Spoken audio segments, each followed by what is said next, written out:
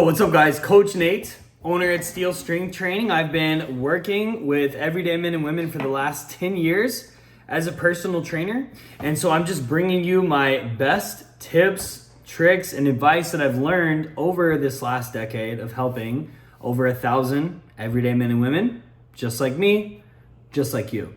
So today I want to talk about the two voices that often keep us stuck. And the first one, I'm going to read it to you. I actually was just listening to a lecture on YouTube, and it was fascinating. So I'm just going to read you what they said. I actually included this in one of my sales letters. We do old school. I'd say pen and paper. It's really ink and paper printed out. But send them out to potential clients. And if you're in the Birmingham area, you have probably received one yourself. But anyway, at the end of this letter, I say, P.S. I recently heard someone say the voice in your head that keeps you stuck doesn't tell you no, don't do that. It tells you not now. You should do that later. And then I end with, if you don't want to stay stuck, ignore the voice telling you not now. And if there's something inside of you resonating with every word on these pages, screaming at you to take action, you already know what to do. But will you do it? And then I let them know how to get in touch with us. But that's the first voice, the one that tells us, doesn't say no, don't do it. It says, not yet. We'll get to that one day. The other says, you're no good. You're not good enough. You suck. There's no way that you could achieve something like that. It might work for somebody else, but that's not going to work for you. Do you know yourself? And so let's address both of these. All right? And look, I'm going to get into a little scripture here. Jesus says he came that we would have life and life more abundantly. And this does not mean that we're going to have a life without troubles, because he addresses that as well. He says, take heart, like you're going to have troubles in this world, but I have overcome them. All right. And so it's not that our life is free from troubles, but we are more than conquerors in Jesus. I believe that he wants us to have life abundantly. And what does the enemy do? The enemy comes to kill, steal, and destroy. And so these two thoughts, lies that we believe,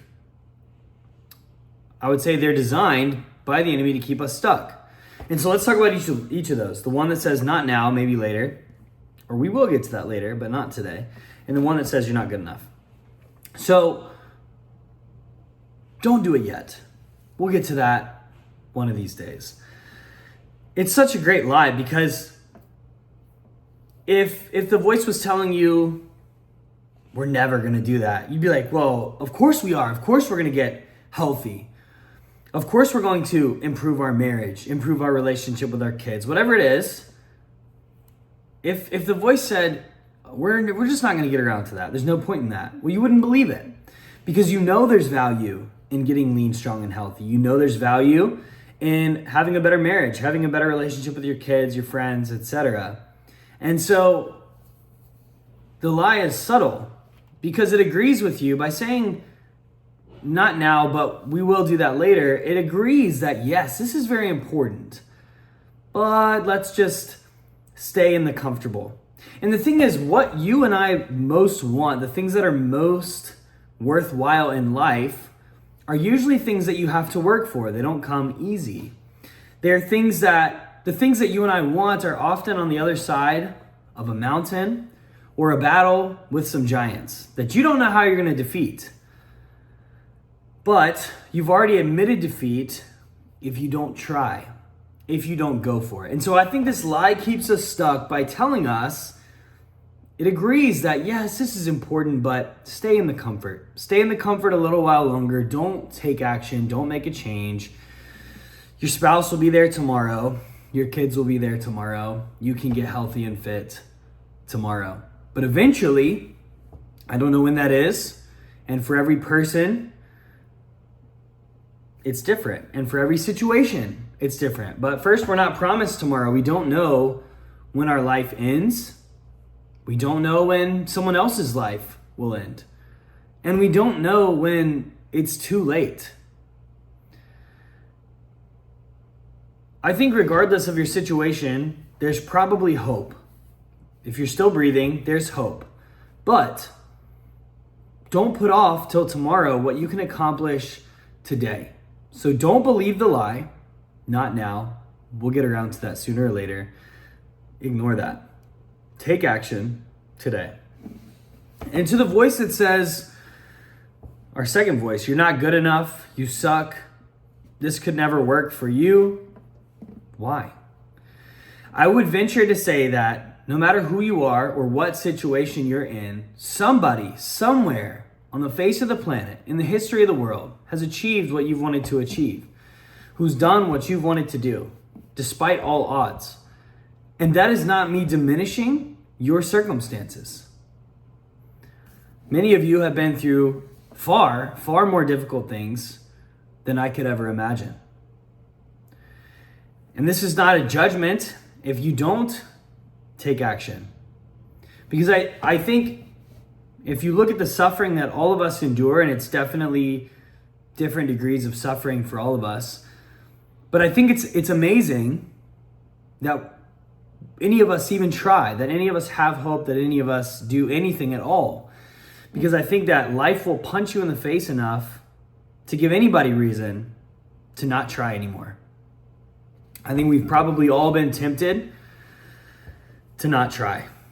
But somebody, just like you, no matter your circumstances, no matter who you are, where you've been, and what you've done, has achieved what you want to achieve, whether it's your health and fitness, relationships, work, money, business, etc.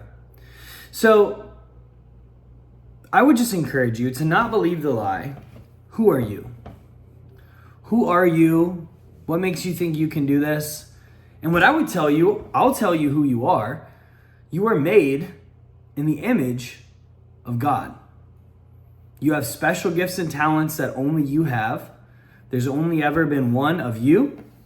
And in Jesus, you are more than a conqueror. And so that's who you are. I don't think that you should believe the lie that you can't do it. And what I would say is, it is at least worth fighting for. Your health and fitness, your marriage, your money, whatever it is that you're passionate about, that you care about, you may or may not get where you want to go. There's no guarantee. But I guarantee you will never get where you want to go if you believe the lie that you're a nobody, which isn't true, that you'll never get there, which isn't true. Some things are worth pursuing even with no guarantee of success. So what I would tell you is know who you are. And if you don't know, then I would encourage you to discover who you are. And I would encourage you to not believe the lie that's trying to keep you stuck, that says you're not good enough, it won't work for you. Don't let your past be the lens through which you see your future. And so with that, I'll wrap this up and say, don't believe any lies that are trying to keep you stuck. What you want is probably on the other side of something really tough.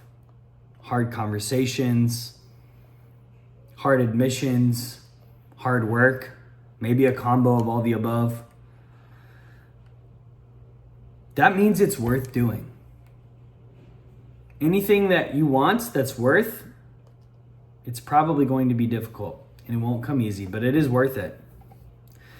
And I don't want you to get stuck before you even take action in your head. Don't believe the lies of the enemy that you should do it later or that you're not good enough. Those are not true. You are capable. You are good enough. And now is the right time to make a change.